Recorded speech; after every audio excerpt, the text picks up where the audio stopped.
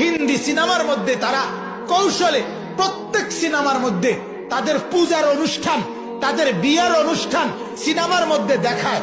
অর্থাৎ মুসলমানের ঘরে যখন সাউন্ড দিয়া সেটা হয়, যদিও টেলিভিশন চলে, পূজাটা তো মুসলমানের ঘরে আওয়াজ হচ্ছে। আপনি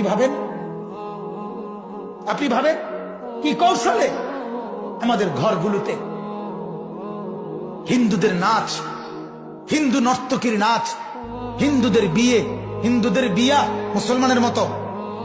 কথা বলেন না কেন? হিন্দুদের পূজার সাথে আমাদের কোনো সম্পর্ক আছে? তো এটা আমাদের ঘরে চলে না। আমাদের টেলিভিশন